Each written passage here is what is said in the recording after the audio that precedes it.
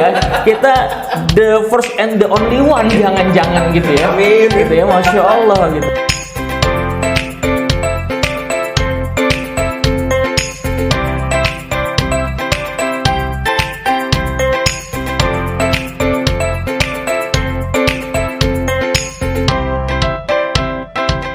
Assalamualaikum warahmatullahi wabarakatuh. Waalaikumsalam warahmatullahi wabarakatuh. Ya, baik, selamat datang di acara ngobrol pagi penuh inspirasi atau ngobrol perkara inspirasi di acara kita di pagi hari ini di tanggal berapa hari ini? Tanggal berapa?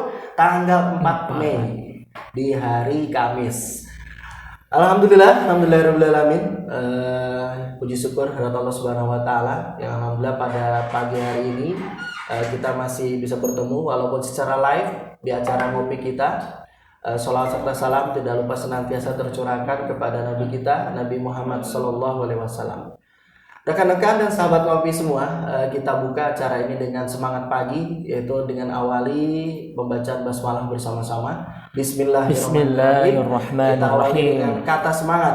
Semangat pagi. Pagi. Ya, seperti itu ya. Ya, ini kopinya baru sampai nih. Baik, teman-teman ngopi dimanapun Anda berada, kita jumpa lagi di acara ngopi kita atau ngobrol perkara inspirasi di periode bulan Mei 2023 yang memang diadakan oleh Koperasi Syariah Pesantren Entrepreneur untuk pembinaan para anggota dan juga sponsor kita ya dari Cosplay Peduli yang sangat peduli bagaimana kita mengembangkan keluarga-keluarga yang islami sehingga kita bisa memberikan sebuah seminar ngopi yang mudah-mudahan menjadi inspirasi bagi kita semua, khususnya para keluarga-keluarga yang membutuhkan inputer bagaimana membina atau memanage keluarga yang ada di rumah gitu Ustadz ya. Wah, baik suami, istri maupun anak ataupun apa sih yang harus dilakukan di dalam rumah tangga. Alhamdulillah pembicara kita saat ini juga sudah hadir, yaitu Mister Abang Jakarta. Abang, bukan abang. Ustadz Herdi Leonardi, kita ucapkan selamat datang. Ya. Alhamdulillah, apa kabar Ustaz? Alhamdulillah baik Bang Dayat. Iya. Bekasi hari ini cuacanya luar biasa. Iya. Iya, jam 9, jam 10 kalau keluar itu panasnya mantap Ustaz. Iya. Jadi semoga walaupun udara panas di luar, hati kita tetap kalem dan dingin sehingga Ustadz bisa memberikan sebuah wejangan yang sangat mantap buat kita semua, khususnya para sahabat ngopi. Gitu. Siap. Silakan Ustadz. Baik, langsung ya. Ya, boleh. Baik, bismillahirrahmanirrahim. Assalamualaikum warahmatullahi wabarakatuh. Waalaikumsalam warahmatullahi wabarakatuh. Alhamdulillahilladzi arsala rasulahu bil huda wa dinil haqq liyudhhirahu 'alad dini kulli wa kafa billahi shahida. Asyhadu an la ilaha illallah wahdahu la syarika lahu wa asyhadu anna Muhammadan abduhu wa rasuluhu la nabiyya ba'da. Qala Allah ta'ala fi kitabil karim, a'udzu billahi minasyaitonir rajim. Bismillahirrahmanirrahim. Rabbighfirli wa liwalidayya warhamhuma kama rabbayani shaghira. Baik, Bapak, Ibu, sahabat mitra Cosplay dimanapun berada, sama-sama hari ini kita bersyukur kepada Allah Subhanahu wa taala yang memberikan kesempatan untuk bisa bersilaturahim dan juga tidak sekadar bersilaturahim tapi juga belajar dan menuntut ilmu ya, Bang Dayat gitu ya. Jadi salah satu ciri Allah ingin meningkatkan kualitas diri seseorang, salah satu ciri Allah ingin menjadikan seseorang itu terlihat baik ya, Bang Dayat. Itu seseorang itu dimudahkan untuk memahami agamanya gitu. Rasulullah SAW pernah menyampaikan mayyuridillaha bi khairin faqihuhu fid din. Barang siapa yang ingin Allah berikan kebaikan, maka Allah akan mudahkan dirinya memahami ad-din, agama. Jadi bagi orang-orang yang tiba-tiba kok mudah ikut taklim, orang-orang yang tiba-tiba kok mudah ikutan kajian-kajian dalam kesulitan apapun, ini menandakan bahwa dirinya sedang ditargetkan oleh Allah Subhanahu wa taala untuk menjadi tadi mayuridillahu bihi khairan. Siapa mereka yang ingin dianugerahkan khairan, kebaikan-kebaikan oleh Allah Subhanahu wa taala. Nah, semoga pertemuan ini salah satu dari rangkaian bagian kita untuk meningkatkan diri menjadi hamba Allah yang diberikan kebaikan dari Allah Subhanahu wa taala. Dan yang kedua, Bang Dayat dan teman-teman sekalian, tidak ada cara untuk meningkatkan diri kita untuk menjadi lebih baik lagi kecuali dengan belajar. Belajar dalam arti menuntut ilmu ya. Dan betapa luar biasanya Islam memberikan motivasi luar biasa bagi kita semua untuk menjadi pribadi-pribadi yang cinta ilmu gitu.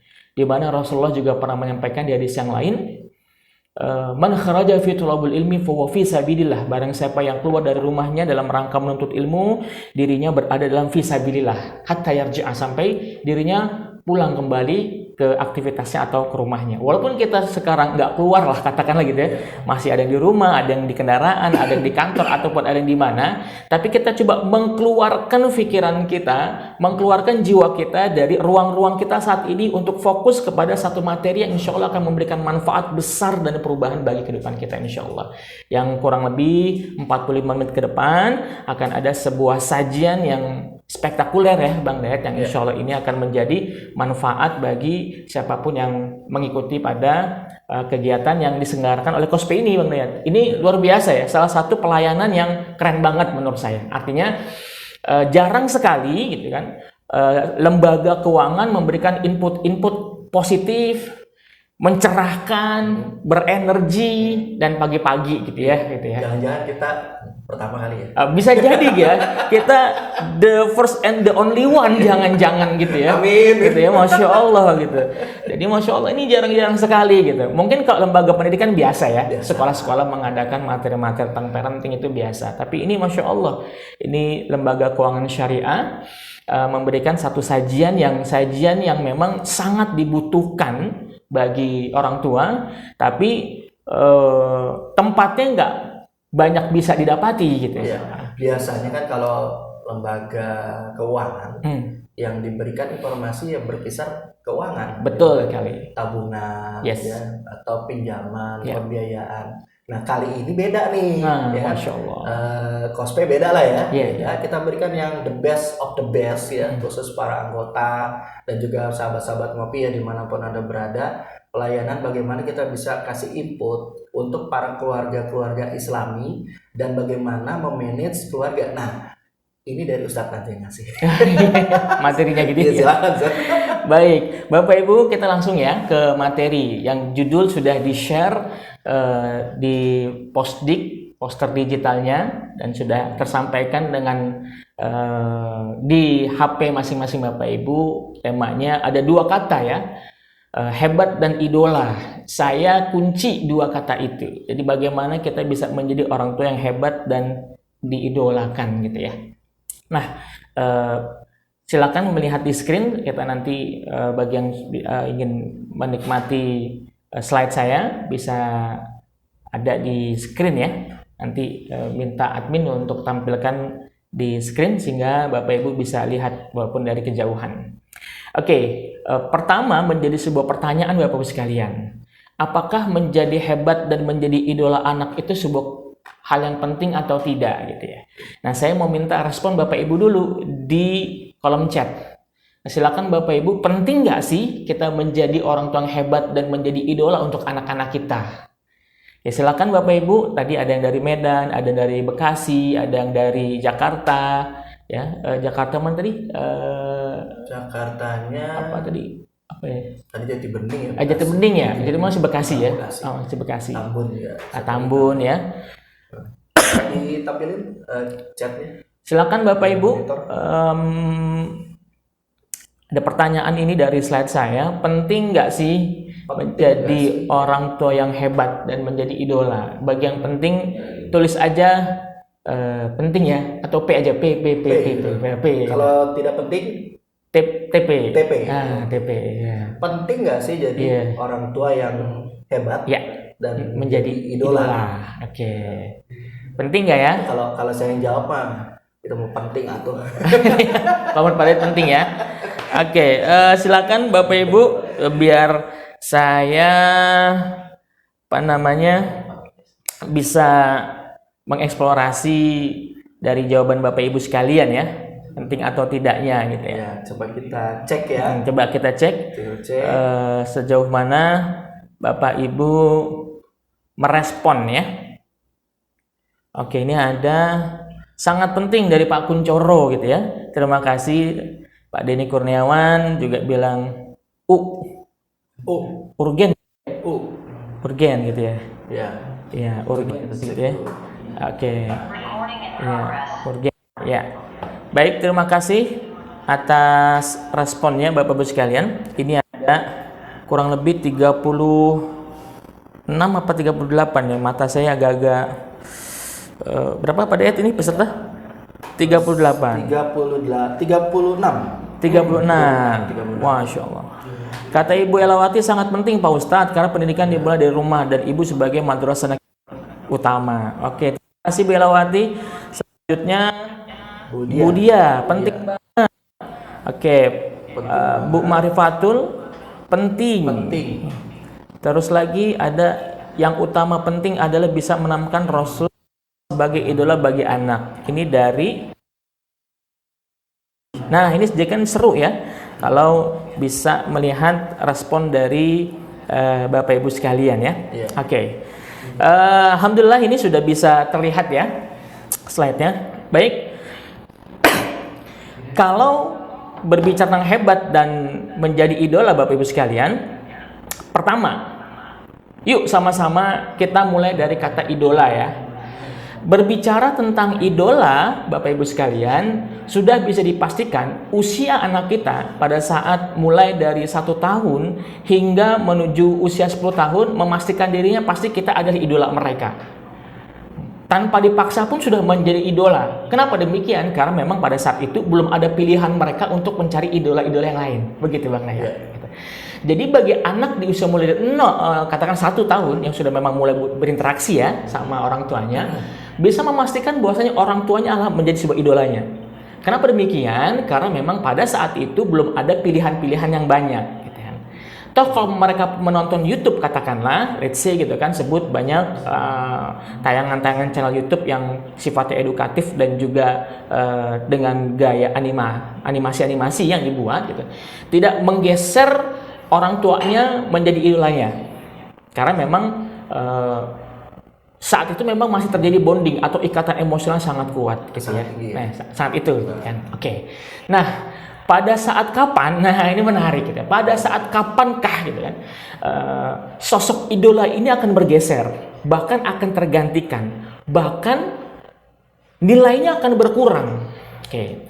Kita akan melihat slide selanjutnya, Bapak Ibu sekalian. Nah, ini saya sengaja bikin tadi yang saya sampaikan slide ini yang memang belum dipublikasikan gitu kan. Saya mencari data ini dan alhamdulillah ketemu, dan ini menjawab seberapa penting nggak sih kita menjadi orang tua yang baik dan menjadi orang tua yang idola untuk anak-anak kita.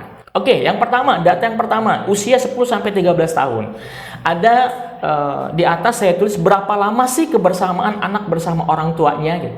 Jadi ini namanya attachment gitu kan, engagement gitu. Seberapa lama sih anak itu betah sama orang tuanya. Dan ini range di usia 10 sampai 13 tahun Bang Dayat gitu. Ini ada 2 gambar di kiri dan di kanan. Anak perempuan dengan ibu, anak laki-laki dengan ayahnya. Oke, daughters spend 11 minutes more per day with their mother than did son. Anak perempuan itu, Bapak Ibu sekalian, menghabiskan 11 menit lebih banyak per hari dengan ibu daripada anak laki-lakinya. Maksudnya adalah ketergantungan, harapan yang diinginkan dari anak perempuan itu kepada ibunya jauh lebih besar daripada anak laki-lakinya. Gitu. Artinya ada selisih 11 menitan ya, begitu. Jadi kalau misalkan kalau anak laki-laki kedekatan kebersamaan sama ibunya itu 30 menit, nah anak perempuan harus lebih daripada itu. Artinya minimal 11 menit lebih lama gitu ya. Anak perempuan. Sehingga bisa menjadi kesimpulan kalau ada anak perempuan nggak pengen lama-lama sama ibunya, ada masalah. Dan ini dan kita nggak bisa menjadikan, oh anak saya bermasalah, enggak. Ini berbicara masalah pengasuhan. Kok bisa ya ada seorang anak perempuan yang nggak mau bonding sama ibunya, nggak mau lama-lama gitu. Nah, kenapa demikian nanti kita akan diskusikan ya. Oke. Sehingga selanjutnya artinya di gambar yang kedua belum masih di sini. Oke, jangan buru-buru, tunggu instruksi dari saya saja gitu. Suaranya. Oke. Di gambar yang kedua, Bapak Ibu, kita pelan-pelan ya, karena memang ini data gitu. Dan saya mohon Bapak Ibu perhatikan baik-baik. Kalau mau perlu catat sekalian kesimpulan yang saya sampaikan. Nggak perlu catat yang ada di slide ya, di layar, tapi catat kata-kata saya karena saya ingin coba menerjemahkan dengan cara yang paling mudah gitu kan. Oke, di gambar kedua, son, anak laki-laki, spend 20 minutes more per day with their father than the daughter. Anak laki-laki itu menghabiskan 20 menit lebih banyak per hari dengan ayah mereka daripada anak perempuan. Gitu. Jadi di usia 10-13 tahun, memang kecenderungan anak laki-laki itu kepada ayahnya jauh lebih besar dan frekuensinya lebih banyak, intensitasnya lebih tinggi dibandingkan dengan anak perempuan. Nah, sehingga akan sangat berbahaya kalau ada anak tidak terpenuhi haknya didampingi dengan ayahnya. Gitu. Center. Itu center yang bisa nyala ya? Iya, di baterai 15%. Karena memang ini ya sudah merah itu, Ustaz. Iya, udah merah, baterainya sudah merah gitu kan. Jadi memang di HP saya ini kalau baterai sudah 15%, center udah nggak nyala. Nah, ini HP Bapak Ibu sekalian. Kita bayangin sama-sama, bagaimana kalau baterai anak kita nggak penuh gitu. Nggak nyala juga ntar. Banyak yang nggak nyala gitu. Nggak connect, nggak nyala. Betul sekali. Dan ini yang menjadikan sebab-sebab kenapa banyak anak-anak remaja kita ini kondisinya gitu ya, cenderung gampang ngambek, baperan, gampang kecewa, bahkan melakukan hal-hal yang di luar batas nalar manusia gitu kan. Seolah-olah menganiaya diri itu menjadi tren sekarang gitu kan. Oh begitu ya. Jadi sekarang gini Bang Dayat, kata-kata itu, mendingan gue mati aja deh gitu. Gue bunuh diri aja, itu kan tren banget di anak-anak remaja sekarang gitu. Ya mungkin juga berdampak pengaruh dari drakor-drakor yang sering mereka tonton gitu ya. Ada masa dikit lompat dari gedung 15 gitu. Dan ini kan kita pernah juga dengar yang viral, ya anak UGM, anak UI meninggal dari lompat gedung 12 gitu. Artinya mereka bunuh diri dengan cara yang demikian gitu kan. Tapi informasi seperti ini memang jarang diberikan, Ustaz. Iya. Ya kan, maksudnya informasi bahwa orang tua tuh harusnya begini loh. Anak kita usia dari 10 sampai 13 tahun. Karena kan kebanyakan yang informasi beredar itu kalau misalkan anak sudah balik ya, udah balik, wah berarti kan dia sudah dewasa gitu. Yeah. Nah, baru tuh orang tua mulai istilahnya mulai melihat gitu.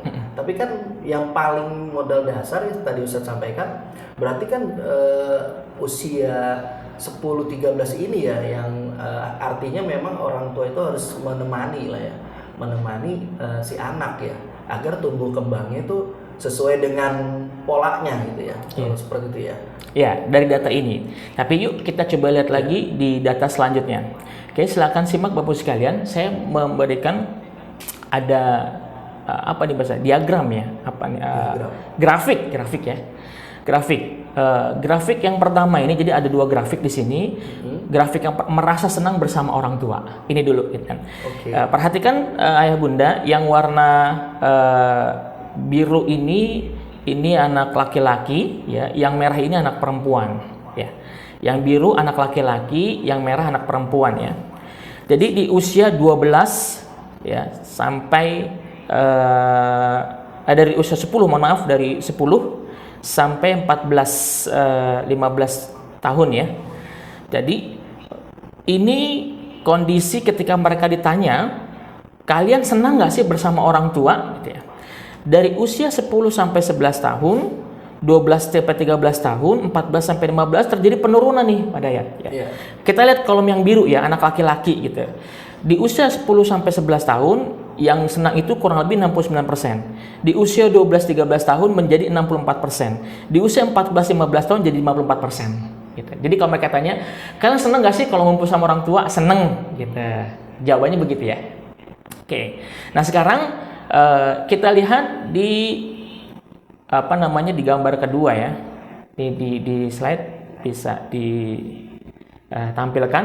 Ini pertanyaan merasa sangat dekat dengan orang tua. Tadi bonding ya, adanya attachment, kedekatan yang spesial, emosional. Jadi benar-benar saling mengisi ruang hati, saling mengisi perasaan, saling cinta satu dengan yang lain. Ini pun ditanya dari usia 12 gitu ya sampai 15 gitu.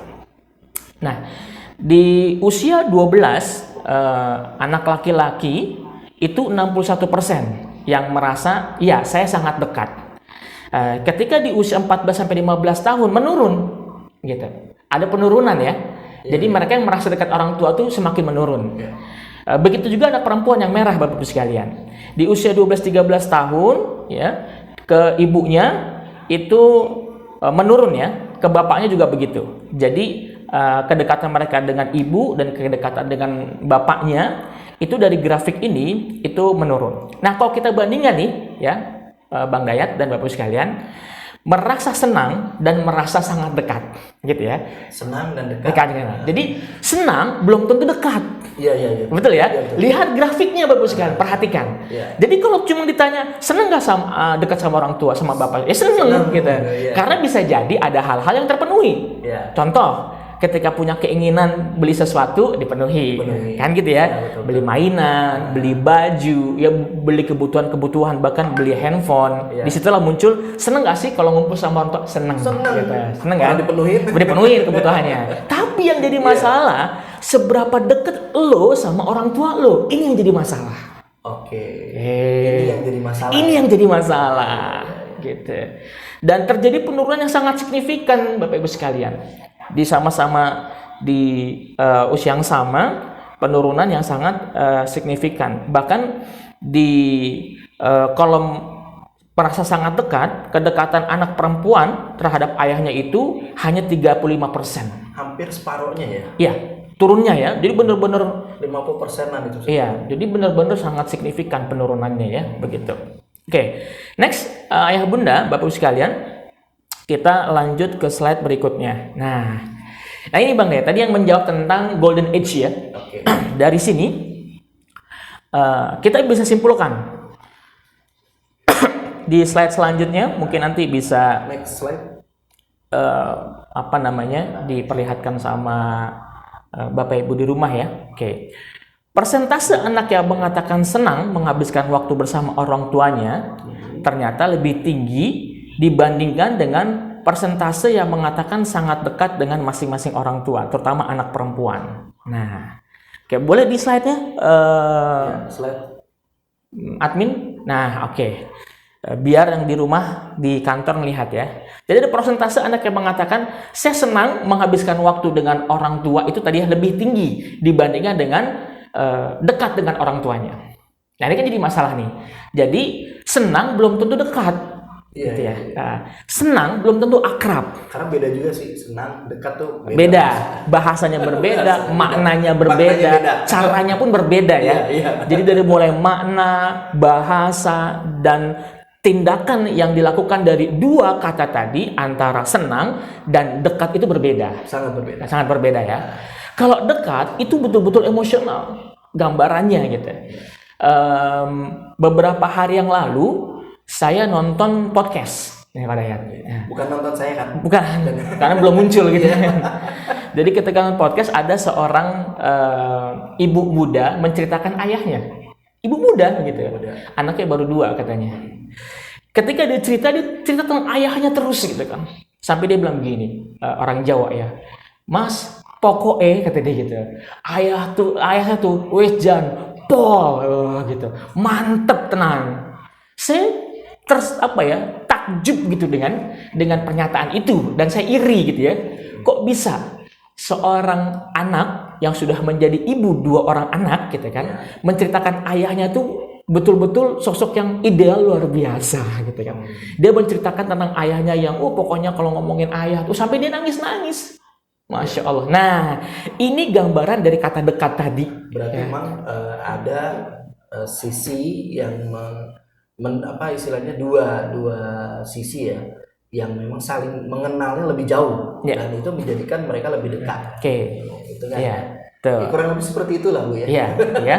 Jadi ini menjadi satu evaluasi lagi bagi kita semua gitu. Ternyata ekspresi senang itu belum tentu mengekspresikan anak kita dekat sama kita. Betul. Gitu.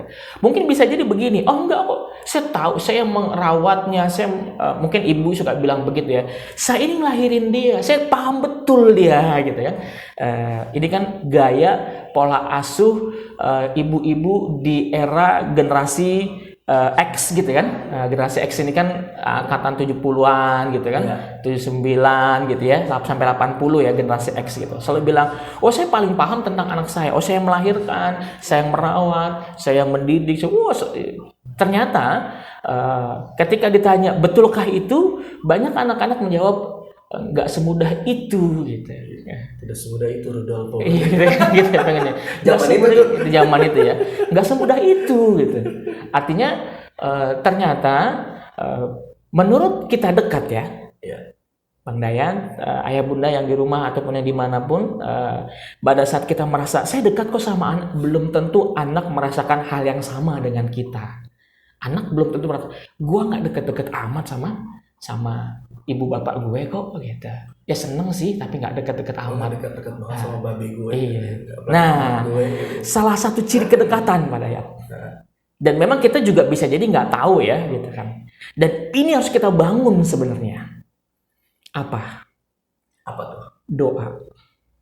Rabbik firli wali walidayna warhamhuma kama rabbayani shaghira. Di setiap doanya seorang anak mendoakan ayah ibunya dengan doa itu, maka sudah bisa dipastikan ada kedekatan yang sangat luar biasa antara anaknya dengan orang tuanya. Artinya ya doa itu sebagai perekat ya. Sebagai indikator. Dan indikator. Iya. Jadi yang paling mudah gitu. Kedekatan seorang anak itu mendoakan orang tuanya. Kalau orang tua mendoakan anak itu biasa. Yang sulit saat ini adalah anak remaja mendoakan orang tuanya. Banyak fakta di lapangan bisa kita lihat. Pertama, pada saat setelah sholat, anak-anak remaja jarang berdoa. Habis sholat, kabur. Iya. Jangankan berdoa, zikir aja enggak gitu kan. Iya. Nah, ini menjadi salah satu pertanyaan. Itu PR besar. Nah, gitu. Saya didoakan enggak ya sama anak saya? Gitu. Sehingga pada saat, oh ternyata dapat informasi anak saya itu kalau habis sholat langsung go with the flow gitu kan, langsung main gitu, langsung aktivitas.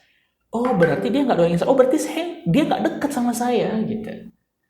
Berarti tadi kedekatan yang digambar tadi ya, di usia 10 sampai 13 tahun berarti ada masalah tuh di situ. Nah, ada masalah tuh di situ. Ada semacam apa tuh kalau gitu Ustaz? Problem yang paling pertanyaannya bagus banget. Jadi ada tanya gitu. Betul. Yang semestinya anak perempuan harus jauh lebih lama interaksi dengan ibunya dan anak laki-laki harus interaksi dengan ayahnya lebih lama kan gitu kan. Nah, presentasi ini terjadi kenapa mereka nggak dekat ya karena tadi waktu-waktu itu nggak terpenuhi. Kenapa nggak terpenuhi? Kuncinya apa? Ibu yang bekerja. Ibu yang bekerja. Sehingga anak perempuannya tidak ada yang menemaninya. Padahal anak perempuan itu kebutuhannya jauh lebih besar terhadap ibunya dibandingkan dengan anak laki-lakinya.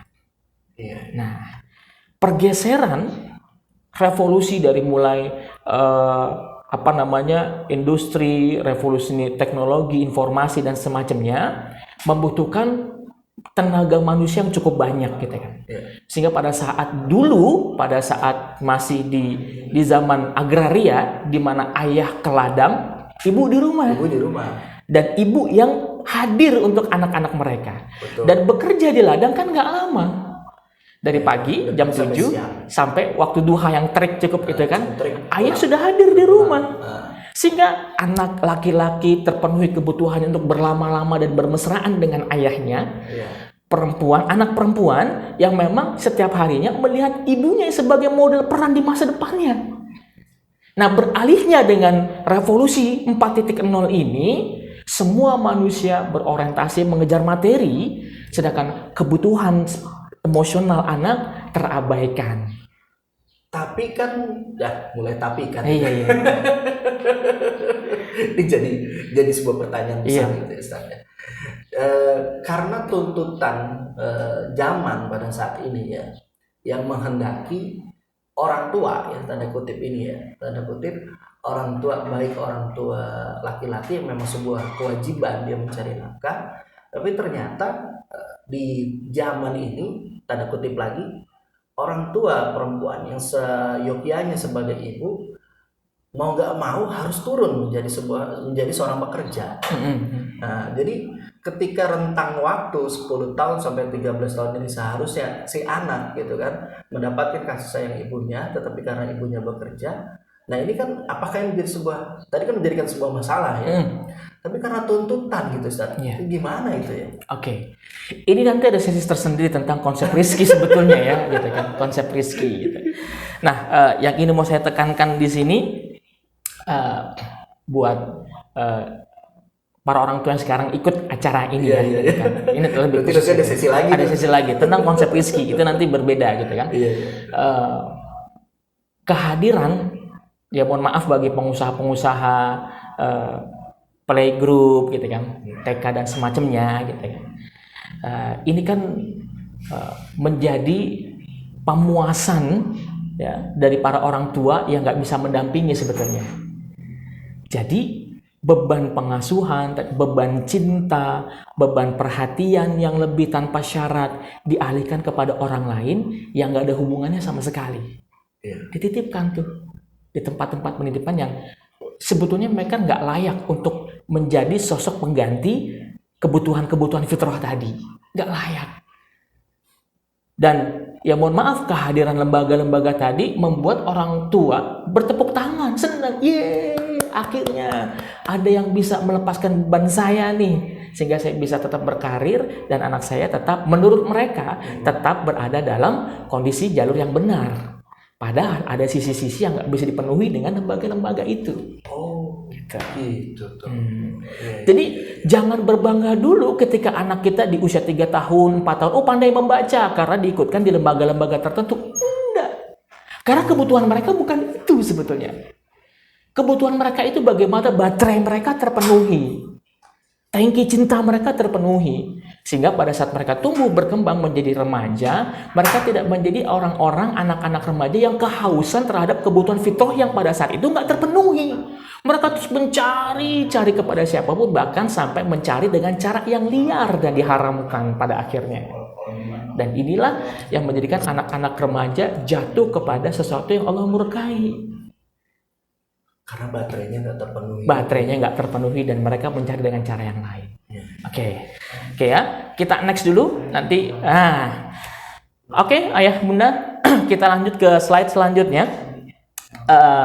Di masa transisi ya, jadi pada saat remaja-remaja kita beralih dari kita bahas dari usia 10 tahun, sekarang kita beralih kepada masa remajanya. Oke, admin boleh di next slide-nya biar ada data lagi di sini. Oke. Ini masa transisi ayah bunda, bapak ibu sekalian. Pada usia 14 sampai 15 tahun, anak-anak menghabiskan lebih banyak waktu di sekolah atau dengan orang dewasa lainnya dibandingkan dengan saat mereka berusia 10 sampai 13 tahun. Tadi berbeda ya gitu.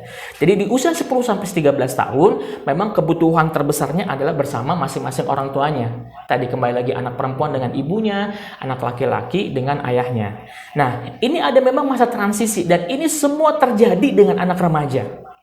Di mana pasti pada saat anak kita menjadi beralih dari anak-anak kepada fase remaja, mereka akan mencari kebutuhan untuk waktu lebih banyak di sekolah atau dengan orang dewasa dengan seumurannya, bahkan lebih tinggi usianya dibandingkan usia mereka sendiri. Kenapa ini bisa jadi demikian? Oke. Next slide selanjutnya. Kebersamaan anak di usia 10 sampai 13 tahun berkurang pada saat mereka menjadi remaja. Persentase ini tersebut terjadi ya, penurunan Pertama, ya Bang Dayat dan Bapak Ibu sekalian, sudah terbangunnya kebutuhan sosial. Di usia remaja ada yang namanya kebutuhan social development, di mana mereka memang butuh interaksi dengan dunia luar. Makanya banyak anak-anak kita minta handphone itu supaya bisa download sosial media. Mereka pengen punya akun IG gitu kan. Mereka pengen punya akun TikTok, mereka pengen WhatsAppan dengan teman-teman gitu. Karena memang ini sudah menjadi sebuah naluri kebutuhan remaja. Jadi jangan dilarang-larang. Kita nggak boleh larang ya? Nggak boleh larang, ini kebutuhannya ya. Jadi memang secara perkembangan psikologis di usia 14-15 tahun itu sedang bertumbuhnya kebutuhan sosial. Kalau misalkan, sorry break sedikit. Gitu. Iya. Kalau misalkan ketemu nih ya, ada orang tua yang memang agak saklek lah ya. Usia sekian belum pantas pakai handphone. Oke. Nah, itu gimana tuh? Iya. Jadi tidak terfokus kepada handphonenya sebetulnya, tapi kebutuhan sosialnya. Gitu. Bagaimana dia berinteraksi dengan orang lain, nyaman dengan orang lain, kumpul dengan teman sebaya, diskusi dunianya. Walaupun di dunia maya. Gitu, walaupun di dunia maya. Kalau zaman kita dulu kan karena memang gak ada dunia maya, kita memenuhinya dengan di dunia offline kan. Betul. Kita ketemu sama temen, main sama temen sampai sore, pulang sekolah SMP kita gitu, masuk pagi pulang sore. Itu sebetulnya kan. Jangan pakai telepon koin. Nah, iya, telepon koin gitu kan. Itu juga kalau punya koinannya gitu ya.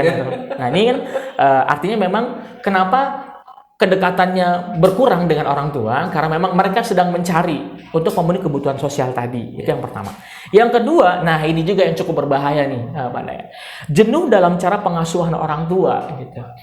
Jadi berkurangnya kedekatan di usia 14-15 tahun antara anak remaja dengan orang tuanya karena terjadi fatrah. Fatrah itu anak tuh jenuh gitu. Ini kita gini-gini aja. Saya pulang ke rumah, keluar rumah ya gini-gini aja gitu. Jadi rumah itu kayak ya rumah sakit. Saya diperhatikan kalau saya lagi sakit. Kalau saya nggak sakit nggak ada sapa. Tegurannya cuma seperti kayak di kantor. PR udah selesai atau belum? Baju udah dicuci atau belum? Baju udah dijemurin atau belum? Jadi rumah seperti kantor yang ditanya tugas. Gitu. Nah, jadi kalau nggak rumah sakit, rumah jadi kantor. Berarti sebenarnya rumah itu perlu manajemen rumah itu atau manajemen di orang tua itu perlu inovasi ya. Artinya ya memang itu kegiatan sehari-hari. Kadang-kadang ya saya alami juga ketika masa kecil ya orang tua pasti nanya itu. PR sudah atau belum? Dan pekerjaan rumah sudah beres atau belum? Dan berkutat itu terus sampai dengan mungkin di anak-anak kita sekarang ya itu lagi. Betul. Ini yang terjadi, mohon maaf gitu kan. Kita maafkan orang tua kita yang dulu nggak ada ilmu parenting. Sehingga itu yang menjadi acuan kita untuk mendidik anak kita di saat-saat ini. Sehingga apa yang terjadi bukan parenting, tapi bukan pola pengasuhan yang sesuai dengan fitrah, tapi yang terjadi adalah sampah-sampah pengasuhan. Sampah-sampah pengasuhan. Iya. Gue begini kok dididik. Ya gue didik anak gue begini. Dulu nenek gue begini sama gue. Dan itu harus diturunkan yang di bawahnya. Itulah yang namanya sampah-sampah pengasuhan. Yang sudah nggak layak untuk anak-anak kita di zaman sekarang. Yang menurut kita, oh ini masih up to date loh. Ternyata udah old school. Udah nggak layak untuk anak-anak kita. Jadi anak kita itu sesuai dengan zaman mereka. Jadi anak kita ini milik zamannya. Dan orang tua tadi yang Bang Dayat bilang, nggak inovasi, nggak mau belajar. Ya sudah. Baterainya nggak penuh, tangki cintanya kosong. Di sisi lain kita nggak berinovasi. Yang terjadi adalah memberikan sampah-sampah pengasuhan. Kita ngambil ada dalam ilmu komputer tuh GIGO namanya, Pak Bang Dayat. Singkatan, garbage in, garbage out. Yang masuk sampah, keluarnya juga sampah. Keluar sampah. Iya. Betul. Jadi ketika kita mewariskan sampah-sampah pengasuhan, yang ada juga yang muncul adalah generasi-generasi sampah, mohon maaf. Itu menjadi mimpi buruk untuk generasi mendatang. Ya? Iya. Sehingga bagaimana kita ingin menghadirkan generasi Muhammad Al-Fatih, bagaimana kita ingin mengembalikan energi Khalid bin Walid, bagaimana kita ingin memunculkan kesolehan dan keberanian Umar bin Khattab, kalau di rumah-rumah kita, di kaum muslimin itu terjadi hanya sekedar sampah pengasuhan, bukan pengasuhan berbasis fitrah anak-anak kita. Baik. Sahabat ngopi dimanapun Anda berada, ini semakin panas dan dia semakin menarik ya, karena memang tadi sudah kita lihat ada sampah-sampah pengasuhan dan juga semakin menarik gitu semakin siang ini. Kita akan coba break dulu ya, karena biar panasnya mereda. Kami persilakan untuk rekan-rekan ngopi untuk menyeduh kopinya dulu, termasuk silakan dinikmati kopinya, karena kita akan break dulu sebentar untuk sambutan dari mohon maaf, Direktur Utama Koperasi Syariah Pesantren Entrepreneur, yaitu Ustadz Aminto Setiawan. Kepada Ustadz Awang atau Ustadz Aminto Setiawan, apakah memonitor? Monitor. Ya, baik. Dipersilakan Ustadz. Sementara biar Ustadz kita, Ustadz Herdi, menikmati kopi terlebih dahulu. Ya, dipersilakan Ustadz. Awalnya sudah selesai semua. Sedang Ustaz. Kopi dulu Ustadz. Ngopi dulu. Baik. Assalamualaikum warahmatullahi wabarakatuh. Waalaikumsalam. Alhamdulillah wa binikmatillah wa la haula wa la quwwata illa billah. Amal ba'd. Teman sekalian, para yang sama-sama kita hormati dan juga pembicara kita pada pagi menjelang siang ini, Coach Herdi Leonardi yang telah memberikan inspirasi di pembukaan awal tadi hingga nanti mudah-mudahan selesai kita jam 11.30 bisa menambah sakofah Islamiyah kita dalam mendidik anak di rumah kita pada zaman yang memang cukup berat. Nah, kita orang tua yang nggak punya bekal yang cukup.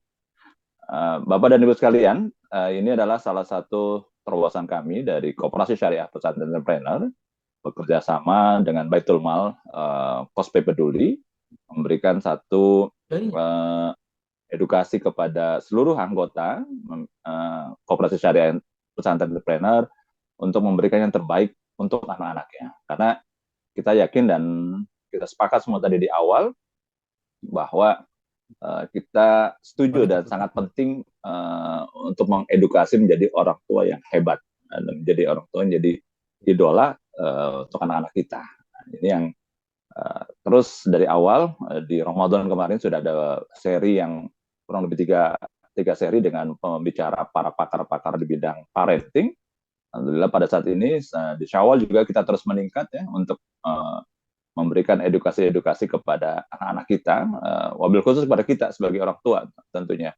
Perannya nih kuncinya ada di kita. Nah, mudah-mudahan kalau orang tuanya menjadi idola kepada anak-anaknya, insya Allah keluarga ini akan kuat. Kalau keluarga kuat, insya Allah akan menciptakan satu generasi-generasi yang rabani, generasi-generasi yang diharapkan bisa melahirkan pemimpin-pemimpin hebat. Karena dari rumah inilah menjadi pangkal daripada pendidikan kita kepada anak-anak kita. Dan kita berharap mudah-mudahan materi hari ini bisa lebih membuka wawasan kita, lebih educated bagi kita orang tua. Karena kita orang tua biasanya juga merasa benar gitu kan, merasa udah paling benar, paling super lah gitu kan. Sementara kebutuhan anak pada saat ini tidak mungkin sama dengan kita ketika kita didik oleh orang tua kita pada saat kecil yang masa lalu gitu, masa kecil. Nah, mudah-mudahan ilmu parenting ini bisa memberikan satu support yang luar biasa kepada seluruh anggota KOSPE khususnya ya yang sudah menjadi anggota KOSPE agar terlahir generasi-generasi yang baik, menjadi orang tua yang sangat dicintai oleh anak dan juga bisa memberikan kekuatan rumah tangga yang benar-benar rumah tangga yang sakinah mawaddah warahmah. Bukan hanya pasangan suami dan istri saja atau istri dan suami, tapi sebaliknya seluruhnya, seutuhnya benar-benar keluarganya itu menjadi sakinah mawaddah warahmah. Nah, mungkin itu Bang Dayat ya. Jangan lupa kopinya dikirim juga ke saya, gitu ya. Mudah-mudahan program ngopi pagi ini bareng Bang Dayat ini kita bisa istiqomah memberikan edukasi-edukasi, wabil khusus kepada anggota-anggota KOSPE yang jauh ya di luar Jabotabek mungkin ya. Nah, karena ada beberapa KOSPE sudah punya izin nasional dan juga sudah memberikan kontribusi yang baik pada RAT kemarin Dan alhamdulillah Badirat kemarin juga akhirnya melahirkan satu lembaga baru di Kospe, yaitu Baitul Mal, yaitu Kospe Peduli. Ya, kita akan meng-hire produk-produk wabil khusus pada produk-produk wakaf untuk anggota. Agar anggota Kospe nanti mungkin lewat Kospe kita bisa punya jalan tol tuh, Coach Herdi, melalui wakaf. Kita punya macam-macam deh, ya, mudah-mudahan wakaf, mudah-mudahan bisa istiqomah dan didukung oleh seluruh anggota Kospe, dan mudah-mudahan bisa memberikan yang terbaik bagi khususnya para anggota dan juga umumnya kepada bangsa dan negara ini. Terima kasih sekali lagi Bang Dayat selaku moderator pada pagi hari ini, dan sukses, dan mudah-mudahan bisa teredukasi semua kepada seluruh anggota yang hadir. Doakan Kospe terus istiqomah dalam memberikan kontribusi-kontribusi yang terbaik, mendapatkan bisnis-bisnis yang terbaik, ya, dan juga sesuai dengan visi dan misi kita terus bisa melahirkan generasi-generasi yang terbaik melalui pondok-pondok pesantren yang ada di pesantren entrepreneur. Terima kasih. Wabillahi taufiq wal hidayah. Assalamualaikum warahmatullahi wabarakatuh. Warahmatullahi wabarakatuh.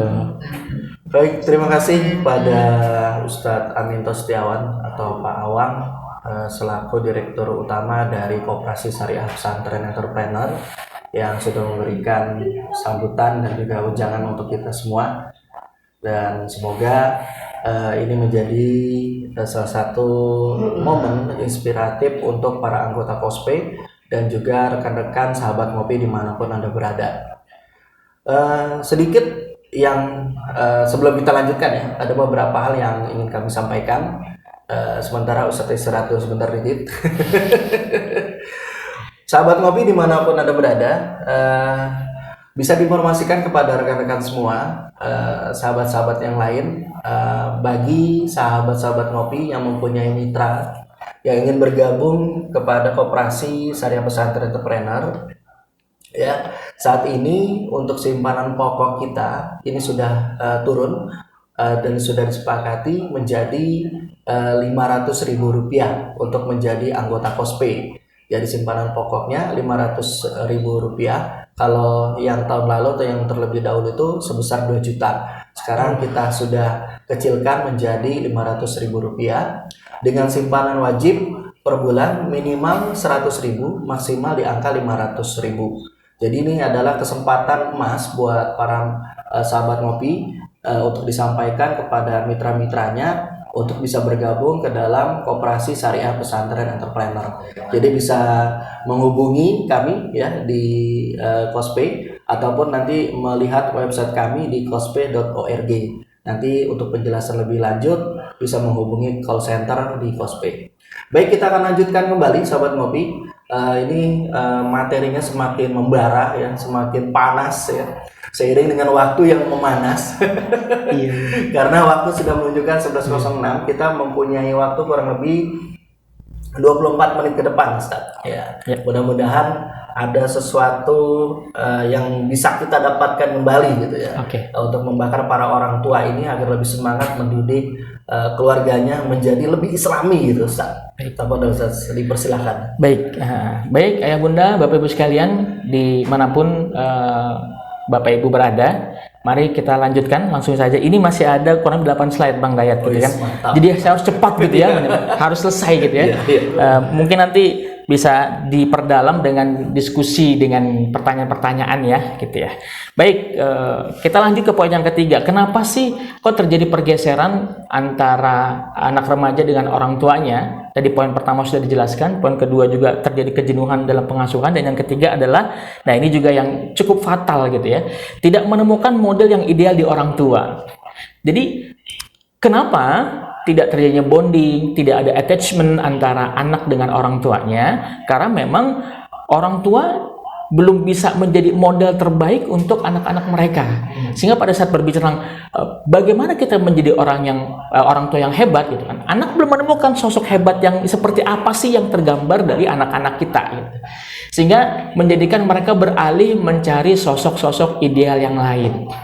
Nah, sehingga ini saya ada satu ilustrasi di slide selanjutnya, bisa digeser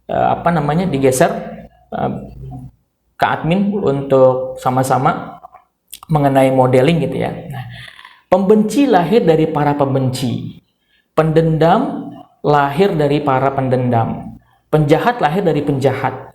Pemaaf lahir dari pemaaf. Lemah lembut lahir dari lemah lembut. Bijaksana lahir dari bijaksana. Ini ada hal yang negatif dan hal yang positif. Nah, hal negatif, hal positif ini yang tadi kembali kepada sampah-sampah pengasuhan, Bang Dayat. Gitu, Sampah-sampah pengasuhan. Kenapa anak kita kok mudah benci dengan orang lain? Karena yang nampak dari orang tuanya adalah, dan energi yang tersampaikan ke dalam dirinya adalah energi-energi pembenci. Orang tua benci dengan saudaranya, nampak kelihatan oleh anak-anaknya. Orang tua menampakkan kebencian dengan tetangganya, kebencian dengan mitranya, kesel dengan orang lain, dan itu terungkap dan terlihat. Walaupun tanpa nada, walaupun tanpa bahasa, energi itu terserap sama anak-anak kita gitu. Sehingga pada saat kita tidak punya kemampuan, keberanian untuk memaafkan, sulit sekali akan melahirkan anak-anak yang pemaaf gitu. Padahal maaf ini kan salah satu kategori bagi ciri-ciri orang bertakwa.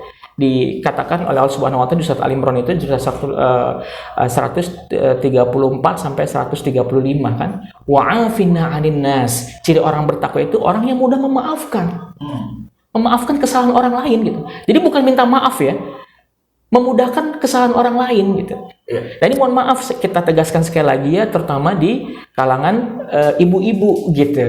Ibu-ibu yang lebih lama menyimpan dendam gitu kan, kekesalan. Dan ini tertransfer nyata kepada anak-anak kita kalau anak kita lagi kesel gitu. Kalau anak kita buat bikin kita kesel. Kamu ini begini aja nggak bisa. Lihat dong tetangga kamu tuh, lihat teman kamu dan segala macam gitu ya. Kalau anak kita buat kesalahan, lama dimaafkan. Padahal anak kita ya, pada saat anak kita dipukul karena kesalahan kecil dan dia merasakan sakit, nangis. Tapi berasa itu nggak ada rasa benci sama ibunya. Karena kenapa? Dia tahu betul ini ibu saya gitu. Tapi ini nggak terjadi sama orang tua gitu. Ketika anak tidak sesuai dengan harapan, anak prestasinya tidak membanggakan, kesalnya begitu lama. Sehingga munculnya adalah rasa-rasa kok anak saya kayak begini, hopeless gitu. Subhanallah, sama anak kok hopeless gitu. Dan hopeless itu terlihat dari nada, ekspresi, mimik wajah, dan anak bilang, oh ternyata memang saya anak yang tidak diinginkan di rumah ini. Subhanallah gitu. Itu kalau misalkan orang tua ekspresinya saja ya. Ekspresinya saja. Gitu ya. Gitu. Itu anak langsung paham ya. Paham dan energi itu terasa. Gitu. Sehingga sulit untuk menghadirkan anak-anak yang soleh gitu kan. Dengan turunannya tadi mudah memaafkan, kesantunan, lemah lembut, bijaksana, kalau tidak dilahirkan dalam keseharian dari tampilan dari orang tua mereka. Bijaksana ketika ribut ayah sama ibu gitu kan, dan ributnya rumah tangga itu ternampak gitu kan. Oh, masing-masing bapak sama ibu egois ya. Terlihat ke orang anak kita, energi itu terserap. Oh berarti nanti kalau saya konflik, saya harus mempertahankan pendapat saya. Nggak melihat kenapa dia berpandangan seperti itu. Jadi nggak jadi orang yang bijak gitu. Sehingga memastikan ini tadi, anak kita akan menjadi apa tergantung bagaimana kita berperan dalam rumah-rumah kita. Sehingga berbicara menjadi orang tua yang hebat itu bagaimana melahirkan generasi-generasi yang hebat dengan mengkonsentrasikan, menghindarkan hal-hal yang negatif. Menjauhkan rasa benci, menjauhkan rasa dendam, menjauhkan rasa dengki dalam bentuk apapun. Karena ada yang mohon maaf juga ini kejadian orang tua itu mengajarkan dendam dengan saudaranya. Dendamnya turun temurun lagi. Iya. Jadi itu tuh lihat tuh paman kamu tuh. Itu dulu gitu kan. Dulu ya. Gitu. Haknya mamah diambil gitu kan. Haknya mama diambil. Sekarang dia terjadi kesulitan dalam kehidupannya. Itu karena mengambil hak mama gitu kan. Jadi dibangun ada rasa benci, rasa dendam gitu kan. Oh begitu ya gitu. Kenapa nggak kita menjadi orang-orang yang pemaaf? Oh ya memang mah katanya dulu ada warisan yang hak mama nggak diambil ya gitu kan. Katanya diambil sama paman ya misalkan. Oh ceritanya begitu nah, tapi ya nggak apa-apa lah. Itu memang bukan rezeki mama. Gak usah khawatir, masa rezeki tidak akan pernah tertukar karena sudah tertakar. bijaksana. Betapa luar biasanya kalau anak-anak punya lingkungan orang tua yang ketika punya masalah berdiskusinya seperti ini kan. Masya Allah, luar biasa sekali. Anak pasti akan meniru. Nah, sehingga kata-kata ini nih subjek-subjek ini ya lahir dari lingkungannya, dari orang tuanya. Pembenci hanya melahirkan pembenci. Pendendam hanya melahirkan pendendam.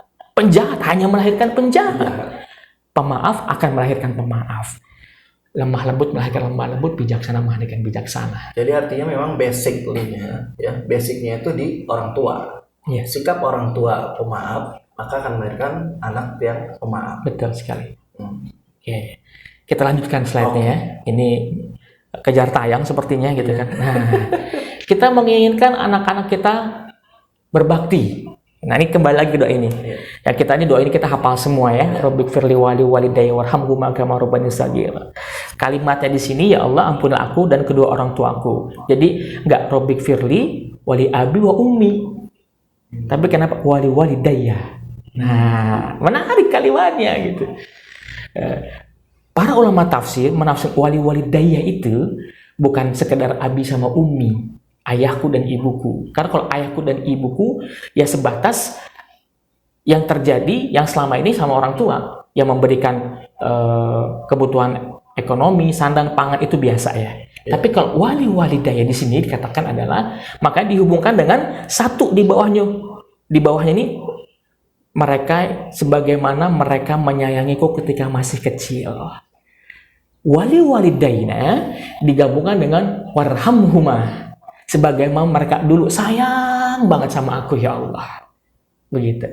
Jadi dua kata disandingkan. Jadi berbicara orang tua itu orang tua yang mendepankan kasih sayang. Anak rewel, anak salah karena memang kan nggak tahu gitu. Ilmunya bisa jadi belum ada sehingga mereka melakukan hal-hal yang menurut mereka benar gitu. Atau mungkin mereka ingin mengeksplorasi cuman caranya salah. Bapak atau ibu atau abi dan umi seringkali ketika melihat anak salah itu memvonis gitu. Kamu bikin malu. Papa ini ketua DKM, ibu ketua majelis taklim, masa anak kayak begini? Kayak begitu. Tapi kalau berbicara wali daerah gitu kan, yang dikedepankan adalah bahasa kasih sayang. Ya Allah, mohon ampuni anakku ya Allah, dia belum tahu ya Allah. Sebagaimana Nabi ketika ditimpukin di Taif. Malaikat marah gitu. Ya Rasulullah, ini ada bukit nih. Gua angkat nih. Gua tibanin juga kalau kata orang Babelan gitu kan gitu. Jangan. Mereka itu kaum yang belum tahu. Aku berharap nanti dari keturunan mereka lahir generasi yang saleh. Masya Allah. Ini nih sayang luar biasa. Nabi mengajarkan sayang sama orang lain. Masa kita sama anak sendiri kayak musuh kalau ngomong gitu kan? Dengan bahasa, saya ini karena sayang Ustadz sama anak saya. Bahasa saya nggak begitu. Membanding-bandingkan dengan nada yang keras, temperamen, penuh emosi, itu sayang gitu kan? Tidak ada pernah nasihat sampai masuk ke dalam hati dengan nada yang keras, dengan cara emosional. Tidak akan pernah ada. Tidak akan pernah sampai. Yang ada malah si anak akan membuat benteng. Resistensi ya. Begitu. Benteng penolakan. Benteng penolakan. Baik, ini yang kita harapkan Bapak Ibu sekalian, doa dari anak kita yang ingin mendoakan kita, Rabbik firli walidayya warhamhuma kama rabbayani shaghira. Ya Allah, ampunilah orang tuaku ya Allah. Sayangilah mereka ya Allah sebagaimana mereka menyayangiku sejak masih kecil. Next. Nah, dari doa ini ayah bunda kita pengen anak kita berbakti gitu ya. Oke. Kalimat sayangilah mereka sebagaimana mereka menyayangiku ketika aku masih kecil. Bahasa sayang ini yang masih perlu dikaji lebih dalam nih Bang Dayat. Perlu betul-betul ini bahasa kata sayang ini apa sih sebenarnya? Oke. Saya coba mengambil beberapa sumber gitu kan. Ternyata sayang dalam Islam itu fitrah anak terpenuhi dan hak sebagai hamba Allah terpenuhi. Jadi bukan karena memenuhi segala kebutuhan material, saya sekolahkan dia di tempat yang bagus, saya dikasih device yang bagus, fasilitas yang bagus, ternyata nggak itu gitu kan. Karena kalau begitu doang, orang kafir juga bisa. Sama. Orang kafir bisa memberikan pendidikan yang bagus, bahkan lebih bagus daripada kita, karena duit mereka bisa jadi lebih banyak. Gitu. Jadi sayang di kalimat ini bukan sayang yang tergambar dengan semua kebutuhan anak terpenuhi, tapi ternyata fitrah itu terpenuhi. Jadi sayangnya itu bukan hanya terbatas materi. Ya. Tapi fitrah yang di dalamnya itu. Fitrah yang tadi, yang paling utama tadi yang tadi kita bahas tuh, di usia 10 sampai 13 tahun. Itu fitrah terpenuhi apa enggak? Itulah sayang. Maka ketika dibilang kamu dekat enggak dengan orang tuamu? Ketika dia merasa dekat, pasti dia akan mengucapkan Rabbighfirli wa li walidayya warhamhuma kama rabbayani shaghira. Itu kalau saking dekatnya ya. Saking dekatnya, Masya Allah. Dahsyat gitu. Semoga anak saya doain saya. Insya Allah kita dimudahkan gitu ya. Oke. Amin dong, amin semua. Lalu, nah selanjutnya, next. Ya, lanjut. Kita pengen orang tua anak berbakti gitu kan. Ada tugas gitu kan sebagai kita untuk menjadi orang yang hebat. Pada saat kita memahami makna sayang, yang selanjutnya di poin yang ketiga adalah boleh diklik admin, tahu jalan mana yang harus mereka tempuh dan kita kasih arah gitu. Ini sayang gitu, sayang. Jadi banyak orang tua, mohon maaf, memberikan fasilitas dan fasilitas itu pada akhirnya kebablasan. Kan gitu ya. Kamu kalau ranking 1 nanti deh mama beliin gadget gitu kan. Nanti mama beliin handphone deh gitu. Tapi pada penggunaannya ternyata kebablasan tuh. Bahkan nih mohon maaf, sebagian anak-anak itu di anak remaja ada yang terlibat pornografi melalui handphone mereka. Disediakan wifi di rumahnya, akses jadi lebih mudah, tidak ada kontrol. Kenapa? Ya sudah, kontrol di tangan anak-anak mereka. Jadi mereka ingin mengeksplorasi apapun dengan sangat mudah. Menonton hal-hal yang dimurkai Allah itu bisa sangat mudah sekali gitu. Nah, disinilah yang tidak pernah disampaikan. Nah, ini jalan yang engkau tempuh. Adapun gadget yang mamah berikan mendukung untuk jalan yang engkau tempuh itu berhasil engkau raih. Engkau katakan dengan gadgetmu, wahai gadget, engkau dibeli oleh orang tuaku dalam rangka agar jalan yang aku tempuh ini berhasil aku tempuh. Cara komunikasi gimana tuh ya? Mengkomunikasikannya pada saat dikasihkan gadget. Oh, seperti itu. Bahkan dikondisikan sebelum membeli gadget itu. Nah, kamu membeli gadget mau apa? Kayak teman-teman mah biar punya sosial media gitu. Gak masalah punya sosial media, karena memang sekarang zamannya sosial media. Kita yang menguatkan itu. Oke, nah, sosial media itu seperti mamah megang pisau. Sebagaimana ada korek api. Sebagaimana benda digunakan sama orang baik dengan orang yang buruk. Difahamkan terus. Terkadang ya orang tua juga kalau misalkan, oh ini kebutuhan gadget ya. Karena memang untuk kebutuhan untuk sekolah misalnya. Ya mau ngomong, terkadang kita tuh terlupa itu gitu, untuk memberikan pemahaman. Betul sekali. Nah, ada solusinya nggak ya? Oke. Solusi nanti kita kelarin dulu slide-nya ya. Biar yang ini nggak penasaran. Yang poin keempat, kita ingin anak kita ingin berbakti ya Bunda. Nah, sehingga sudahkah kita memberikan hal yang paling penting dalam kehidupan anak kita ini, usul salasa atau 3 landasan yang utama. Apakah mereka mengenal Allahnya? Apakah mereka kenal Rasulnya? Apakah mereka kenal dinnya? Dan 3 hal ini harus dipenuhi oleh dari ayah dan bundanya. Sehingga berbicara ayah bunda yang hebat itu menguasai 3 hal ini. Sehingga anak nggak bertanya-tanya, masa ngomongin Allah tanya sama tukang sayur? Masa ngomongin Rasul sama tukang bubur? Mama nggak tahu, aku mau diskusi aja sama tukang bubur di sebelah gitu kan, tempat aku nongkrong gitu kan. Susah mendapatkan sosok terbaik tentang Rasulullah berbicara di tongkrongan-tongkrongan. Kita harus menjadi sumber utama untuk kebutuhan-kebutuhan yang penting ini. Dan inilah yang tadi warhamhuma tadi. Sayangilah mereka ya Allah. Kenapa anak kita mendoakan sayangilah mereka? Karena kenapa? Ya Allah, mereka telah memenuhi kebutuhanku atas engkau, sehingga aku kenal engkau ya Allah. Aku kenal dengan nabimu ya Allah. Aku kenal dengan agamamu ya Allah. Oleh karena itu sayangilah orang tuaku ya Rabb. Masya Allah. Itu kata sayang. Terpenuhinya usul salasah, 3 hal yang utama landasan sebagai peran penting kehidupan bagi seorang anak remaja. Oke, next, selanjutnya kita percepat. Nah, waktu tinggal 7 menit lagi ya. Oke. Oke, ini masih ada beberapa slide tapi saya habiskan di sini saja. Oke. Nanti mungkin akan ada pertanyaan yang akan muncul dari slide gitu kan. Oke, ini slide terakhir karena memang waktu sudah mau habis. Di ayat ke-33 surat Al-Imran, Innallaha astafa Adam wa Nuhan wa ala Ibrahim wa ala Imran ala alamin. Sungguhnya Allah telah memilih Adam, Nuh, keluarga Ibrahim dan keluarga Imran melebihi segala umat masing-masing gitu ya. Oke, next selanjutnya. Dari ayat ini kita belajar dari sosok manusia hebat. Nabi Adam, Nabi Nuh, keluarga Ibrahim, keluarga Imran. 3 nabi, 1 bukan nabi. Tapi disebutkan dalam Al-Quran, bahkan dijadikan nama Al-Quran. Bukan nama pribadi, sebagaimana surat Nuh, Muhammad, Ibrahim, atau Luqman, tapi Ali Imran, keluarga Imran. Nah, inilah mereka-mereka hebat. Maka pada saat tema kita, bagaimana kita menjadi orang hebat, belajarlah dari 4 orang-orang yang ditampilkan di surat Al-Imran ayat ke-33 ini. Innallaha astafa Adam wa Nuhan wa ala Ibrahim wa ala Imran alal alamin. Di setiap masa itu akan Allah pilih orang-orang terbaik. Setiap masa. Nah, dari ayat ini kita belajar Bapak Ibu sekalian, pastikan di masa ini adalah kita yang dipilih oleh Allah menjadi orang yang terbaik. Nah, kita memastikan juga di masa yang akan datang anak kita lah yang menjadi yang terbaik. Sebagaimana keluarga Imran memiliki istri yang salehah bernama Hannah binti Fakus, melahirkan anak yang salehah yang bernama Maryam. Maryam punya anak yang terbaik yang bernama Isa bin Maryam. Isa putranya Maryam, Nabi Isa alaihissalam. Dari orang terbaik, melahirkan yang terbaik, melahirkan yang lebih baik lagi.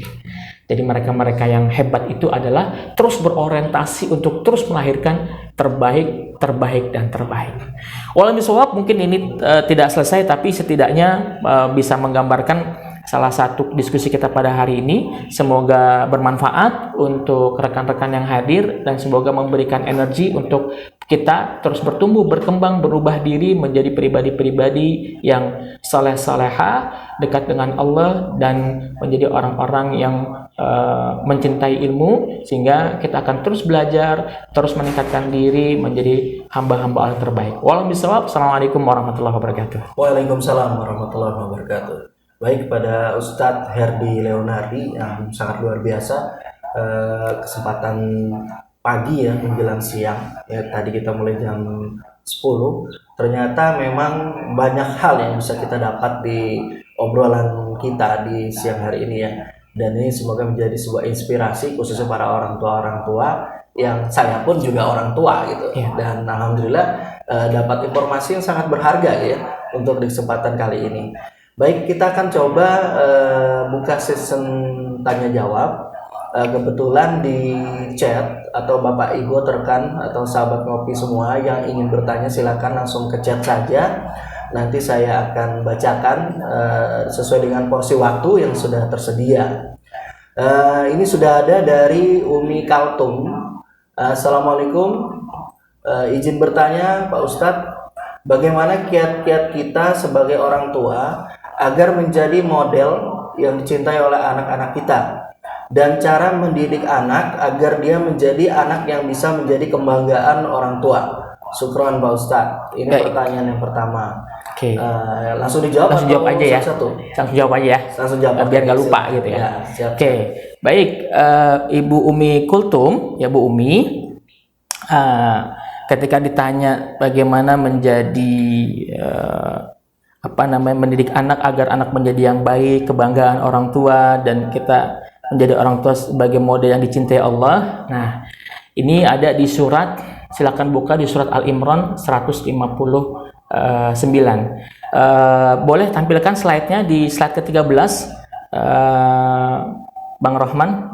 Oke, di slide ke-13 ini ada ayat yang saya tampilkan untuk bagaimana kita menjadi orang tua yang terbaik, orang tua yang ideal gitu ya. Nah, ini ya, Bunda, ada 6 hal yang harus kita perhatikan. Dengan 6 hal ini, insya Allah kita menjadi orang tua yang terbaik dan anak-anak kita menjadi anak-anak yang penuh dengan kebanggaan. Allah Subhanahu wa taala berfirman, A'udzubillahi minasyaitonirrajim. Bismillahirrahmanirrahim. Fabima rahmatin minallahi linta lahum walau kunta faddan ghalidal qalbi lang faddu minal hawlik fa'fu anhum wastaghfir lahum wa syawirhum fil amr Fa idza azamta fatawakkal 'ala Allah, innallaha yuhibbul mutawakkilin. Masyaallah. Jadi, ayah bunda, bapak ibu sekalian, kalau kita pengen menjadi orang tua yang hebat, yang ideal, dan menjadikan anak-anak kita menjadi anak-anak penuh dengan kebanggaan, yang pertama, satu, di sini dikatakan, karena disebabkan dengan rahmat Allah, kamu berlaku lemah lembut terhadap mereka. Rahimah minallahi lintalahum. Jadi yang pertama kita harus penuh dengan kelemah lembutan, ayah bunda. Berbicara penuh dengan lemah lembut. Kita pengen anak kita soleh, tapi bahasanya bahasa kasar. Soleh itu kelembutan, sedangkan kasar itu keburukan. Tidak akan pernah bertemu antara kebaikan dengan keburukan. Sehingga di ayat yang pertama adalah tampilkan sikap lemah lembut kita kepada anak-anak kita. Kalimat kesantunan, menyampaikan dengan wajah penuh dengan keceriaan, wajah yang bercahaya, wajah yang mengharapkan kebaikan, wajah yang betul-betul tulus ikhlas tanpa syarat ingin menjadikan anak-anak kita menjadi anak-anak yang disayangi oleh Allah Subhanahu wa taala dengan tampilan wajah kita yang betul-betul ceria sebagaimana matahari pagi dengan mentarinya muncul ke permukaan, Masya Allah. Lalu selanjutnya, sekiranya kamu bersikap keras lagi berhati kasar, tentulah mereka menjauhkan diri dari sekelilingmu. Sehingga hindari sikap keras dan berhati kasar. Jangan kita membentak-bentak gitu. Jangan kita berkata-kata kasar sama anak-anak kita. Ayat ini dia akan berlari. Mereka akan menjauhi kita. Mereka bahkan akan memusuhi kita. Yang ketiga, Masya Allah, fa'fu anhum, maafkanlah mereka. Jadi ketika mereka salah, langsung segera maafkan. Walaupun mereka belum berani meminta maaf. Baik nak, tidak apa, kamu salah, mama maafkan. Semoga jangan diulangi lagi ya nak, keburukan yang kamu lakukan. Semoga Allah berikan hidayah. Lalu setelah dimaafkan, dimintakan ampun. Jadi seringkali nih, mohon maaf, kita berdoa untuk kesuksesan dunia anak-anak kita aja tuh kebanyakan. Ya Allah, mudahkan dia belajar supaya bisa menghadapi UN, ujian nasional. Ya Allah, semoga dia bisa sukses SBMPTN-nya supaya dia masuk perguruan tinggi negeri. Tapi lupa kita mendoakan anak-anak kita untuk dimintakan ampun. Ya Allah, ampuni dosa-dosa anakku ya Allah. Maafkan kesalahan-kesalahan mereka ya Allah. Karena mereka kaum-kaum yang belum tahu ya Rabb gitu. Jadi di ayat ini kita memintakan ampun Bapak Ibu sekalian terhadap kesalahan anak-anak kita. Minta ampun atas anak-anak kita. Sehingga pada saat kita memintakan ampun kepada anak-anak kita, maka Allah nanti akan memberikan curahan kasih sayangnya kepada anak-anak kita. Nah selanjutnya, karena anak-anak kita sudah mulai remaja dan dewasa, bermusyawarah, banyak diskusi. Mah aku nggak mau ke pesantren. Langsung tanyakan, oh kenapa nggak mau ke pesantren? Ajak diskusi, bermusyawarah. Jadi seringkali kita tuh otoriter gitu kan terhadap anak kita. Enggak, kamu harus di pesantren, kamu harus di penghafal Quran. Enggak salah, cuman caranya salah gitu kan. Kita nggak memberikan ruang kepada anak kita mengeluarkan pendapat. Kita dengarkan gitu kan. Dan kita nggak mau menerima emosi mereka gitu. Makanya bulan besok aku nggak mau masuk sekolah dulu deh. Tuh kan, mulai ngaco nih, mulai bikin masalah di rumah, mulai bikin malu mama di sekolah ya, begitu. Gitu. Terima dulu emosinya. Kenapa capek? Oh iya ya nak ya, memang capek ya nak belajar. Ya dulu mama juga capek, betul tuh mama. Karena gurunya nggak enak. Mah kenapa sama gurunya nak? Gurunya kalau ngajar, iya memang kalau kita diajarin sama gurunya itu memang begitu ya, kita nggak nyambung. Diterima dulu. Jadi karena kita menjadi orang-orang yang menerima emosi anak-anak kita gitu. Sehingga pada saat mereka merasa, ya Allah, mama begitu perhatikan, ayah itu pengertian banget ya dengan perasaan aku gitu. Dan ini jarang sekali ditemui di rumah-rumah kita. Sehingga anak-anak kita tuh menulis emosinya di mana? Di sosial media, di WhatsApp mereka, bahkan cerita sama teman-temannya gitu kan. Dan orang ketika ini anak kenapa gitu kan, tiba-tiba gue pengen bunuh diri gitu. Ya karena ketika mereka buat masalah, emosinya nggak kita terima dulu gitu. Nah sehingga kita butuh bermusyawarah. Kenapa ya nak? Kenapa nggak mau di pesantren? Kenapa ini? Kenapa begitu? Terus nanti cari solusinya. Lah lanjut ketika faiza azamta fatawakkal Allah. Ketika engkau telah membulatkan tekad maka bertawakallah. Baik, hari ini kita memohon kepada Allah, kamu istirahat dulu ya nak, nggak apa-apa, istirahat. Udah bertawakal kepada Allah. Ya Allah, kami bertawakal atas musyawarah kami ya Allah. Jadi ketika bermusyawarah itu Allah terlibat. Ya Allah, kayaknya hari ini 2 hari ke depan kami sepakat untuk mengistirahatkan anak kami ya Allah. Udah bertawakal kepada Allah, kami serahkan semua kepadamu ya Allah. Masya Allah. Jadi bukan kehendak kita gitu. Kadang-kadang kita terobsesi dengan mimpi kita yang kita sematkan kepada anak-anak kita. Kita install anak kita agar menjadi sesuai dengan keinginan kita, bukan keinginan Allah dan Rasulnya. Padahal Quran itu digerakkan oleh Allah, dihadirkan oleh Allah agar anak itu, manusia itu sesuai dengan keinginan Allah dan Rasulnya, bukan keinginan kita. Jadi itu menjadi beban berat bagi anak-anak kita. Nah ini tadi Bu Umi ya, bagaimana kita menjadi orang tua yang ideal. Perhatikan 6 hal ini dan terapkan 6 hal ini, insya Allah anak-anak kita akan menjadi anak-anak yang membanggakan insya Allah. Dan ayat ini menjadi cara kita mengasuh dari mulai anak 1 tahun sampai 15 tahun. Dan 0 sampai 15 tahun itulah tadi kita sebut-sebut menjadi golden age tuh. Era keemasan anak-anak kita. Oke. Wallahu a'lam bishawab. Oke. Waktu kita sudah di pukul 11.34. Saya mau cek dulu apakah bisa perpanjangan waktu atau tidak ya. Satu pertanyaan ya. Ini ada 3 pertanyaan nih ya, berarti kita cukup 1 ya. Ini alhamdulillah ya, respon dari sahabat ngopi luar biasa ya. Peserta ini sampai 50 tadi, sampai mencapai 50 orang.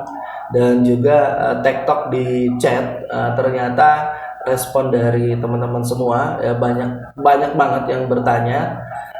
Saya kan mungkin nggak bisa semua kali Ustaz ya. Ustaz aja langsung pilih yang mana ya, yang bisa dijawab nanti. Kedepannya yang belum bisa dijawab sesi selanjutnya. Ya. Silakan Ustaz. Baik, ini karena yang masuk duluan dari Bu Ratna ya. Bu Ratna.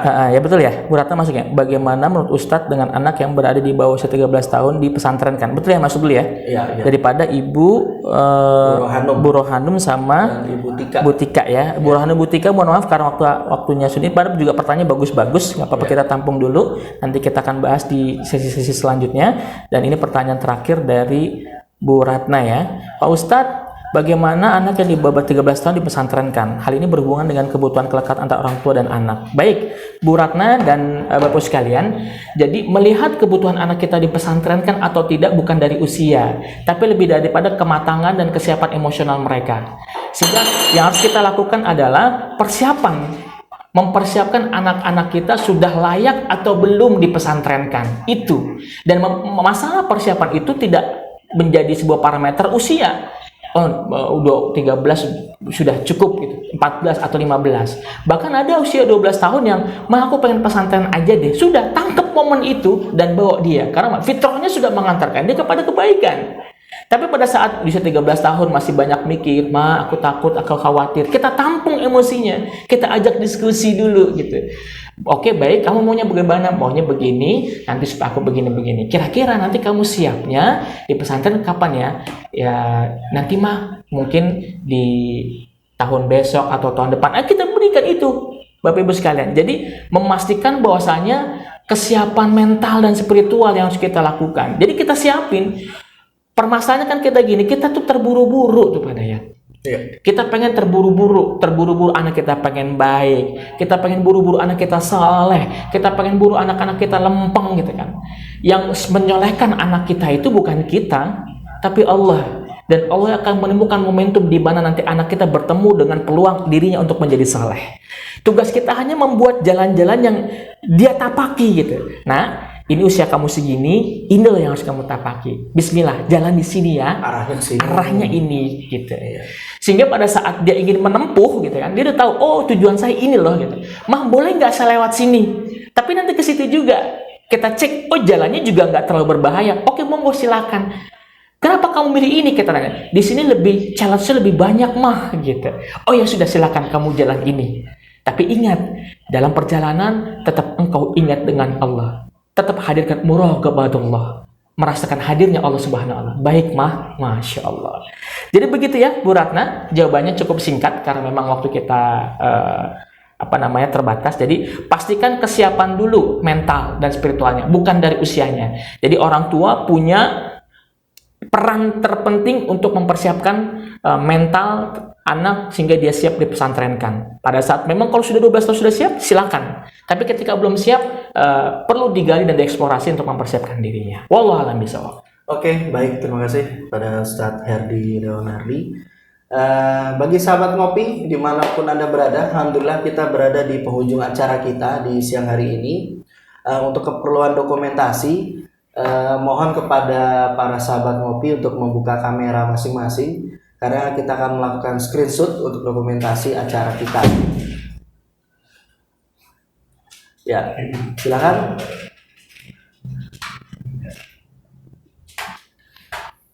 Dari admin sudah oke?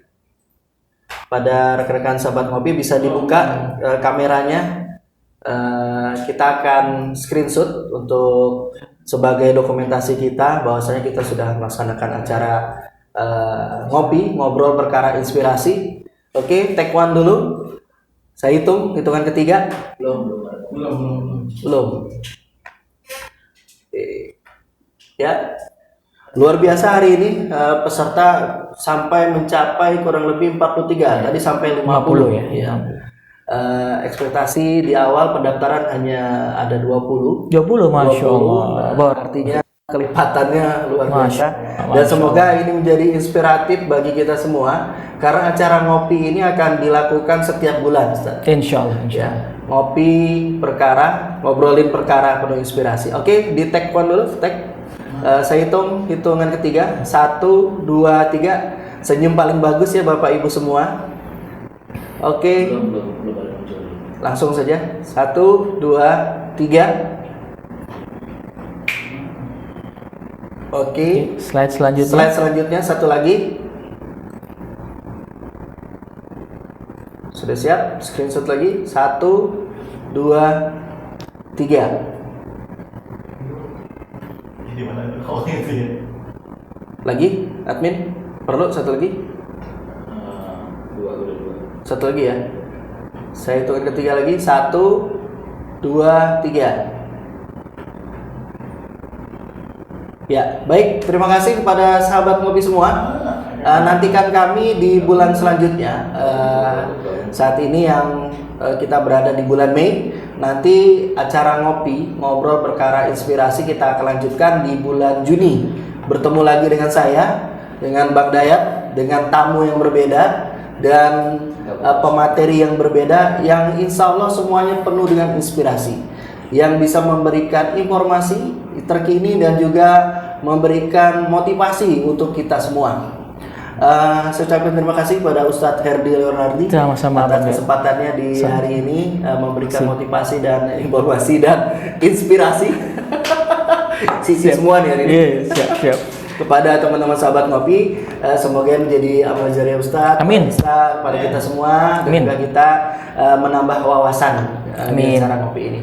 Untuk para sahabat ngopi semua, kegiatan webinar ini karena akan dilangsungkan setiap bulan, nanti informasi akan dilanjutkan di grup ya, grup webinar. Dimohon untuk tidak keluar dari grup ya, karena nanti akan ada sesi-sesi yang lain yang kita informasikan di grup. Ya, adapun nomor yang bisa masuk ke dalam grup itu nanti bisa dilihat di chat nomor untuk call center webinarnya. Nanti tinggal di save aja nomornya dan bisa langsung masuk ke grup webinar. Karena nanti kita akan lanjutkan acara ini setiap bulan. Nomornya adalah 081188077177. Itu bisa langsung japri ke adminnya untuk bisa masuk ke grup webinarnya. Ya, saya ulangi lagi di 081188077177. Ya, bisa di-save langsung. Oke, karena sudah waktunya sudah time out ya. Di pukul 11.42 kita kelebihan waktu. Harusnya 11.30. Semoga ini menjadi obrolan-obrolan yang sangat inspiratif untuk kita semua. Sampai ketemu lagi di acara ngopi selanjutnya. Kita tutup dengan membaca hamdalah bersama-sama. Alhamdulillahirabbil Dan doa alamin. penutup majelis. Subhanakallahumma wa bihamdika asyhadu an la ilaha illa anta astaghfiruka wa atubu ilaik. Bila taufik wal hidayah. Assalamualaikum warahmatullahi wabarakatuh. Waalaikumsalam Ngopi warahmatullahi pagi wabarakatuh. lebih asik kalau ngopi. Tepuk tangan. Tepuk tangan. Yeay.